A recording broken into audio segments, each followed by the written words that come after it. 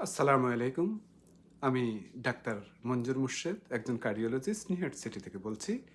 আজকে আমি আলোচনা করব এমন একটা গুরুত্বপূর্ণ বিষয় নিয়ে, যা অনেকেই প্রতিদিন খাচ্ছেন, কিন্তু ঠিকভাবে বুঝেন না।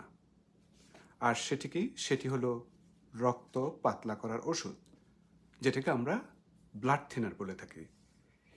এই ওষুধগুলো কবে লাগে, কেন লাগে, কতদিন লাগে, আজ আমি সংক্ষেপে সেটি পরিষ্কার করব ইনশাআল্লাহ।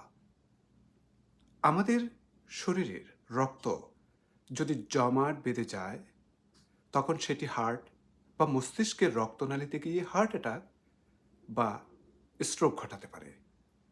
রক্ত যাতে অযথা জমাট না বাঁধে, সেই জন্যই আমরা এই রক্ত পাতলা করার ওষুধ দিয়ে থাকি। রক্ত পাতলা করার ওষুধ মূলত দুই ধরনের। একটি হচ্ছে যে অ্যান্টিপ্লেটলেট ড্রাগস, যেমন অ্যাসপিরিন, ক্লোপিডোগ্রেল, যেটাকে আমরা প্লাভিক্স বলে থাকি, এবং সেই সাথে সাথে আমরা ব্রিলেন্টা, ইফিয়েন এগুলোকেও বুঝিয়ে থাকি। এগুলি হার্টের স্ট্যান্ড বসানোর পর বা হার্ট অ্যাটাকের পরে দেওয়া হয়ে থাকে। দ্বিতীয়ত হচ্ছে যে অ্যান্টিকোয়াগুলেন্ট ড্রাগস। সেগুলি কেমন? সেগুলি হচ্ছে যে যেমন ওয়ারফেরিন, কুমারিন, তারপর অ্যালোকোয়েস, এপিক্সাবেন, জোরাল্টো, রিভারক্সোবেন, ফ্রাডাক্সা, এই ধরনের। তো এগুলি ব্যবহার হয় হার্ট রিদমের প্রবলেম, যেমন হার্টের এট্রিয়াল ফিব্রিলেশন হলে, বাল্ব ডিজিজ হলে, কিংবা ডিপ ভেইন থ্রম্বোসিস, যেটাকে আমরা সংক্ষেপে ডিবিটি বলে থাকি, সেগুলির ক্ষেত্রেও দেওয়া হয়ে থাকে। তো এখন প্রশ্ন হলো, কবে লাগে এবং কতদিন লাগে?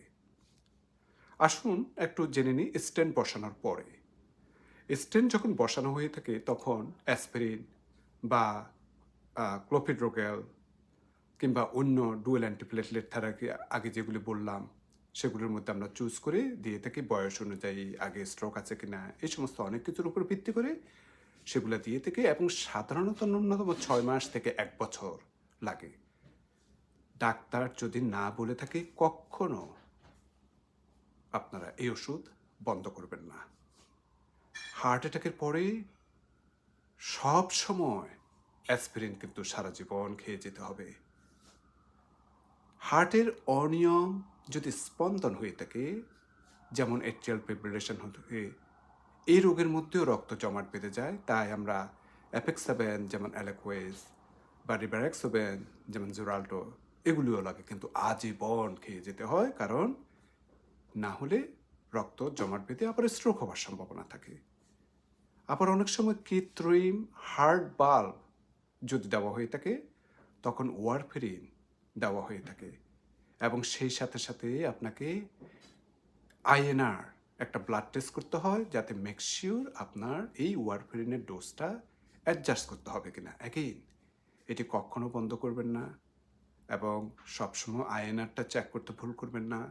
এবং যখনই আপনার কোনো ধরনের সমস্যা দেখা দেয়, অবশ্যই ডাক্তারের পরামর্শ নেবেন। তবে কারো যদি রক্তপাত হয়, ধরুন আপনার স্টুলে অনেক ব্লিডিং হচ্ছে, কালো হয়ে যাচ্ছে, মাথা ঘোরা হচ্ছে, বমি হচ্ছে, কিংবা কফে রক্ত দেখা দিচ্ছে, সঙ্গে সঙ্গে চিকিৎসকের পরামর্শ নেবেন। নিজের থেকে ওষুধ কখনো বন্ধ করবেন না, পরিবর্তনও করবেন না। তো এই যে রক্ত পাতলা করার ওষুধদের কথা বললাম, এটি আমাদের কিন্তু জীবন রক্ষা করে, কিন্তু সঠিকভাবে ব্যবহার করলেই তখন সেটি হবে নিরাপদ। যে ওষুধটি আপনার জন্য নির্ধারিত, সেটি নিয়মিত সময় মতো নিন, এবং ফলো আপ করতে ভুলবেন না। আমি ডাক্তার মঞ্জুর মুর্শেদ। আজ এই পর্যন্ত। এই ব্লাড থিনার খুবই একটা জটিল টপিক কার্ডিওলজিস্টের জন্য।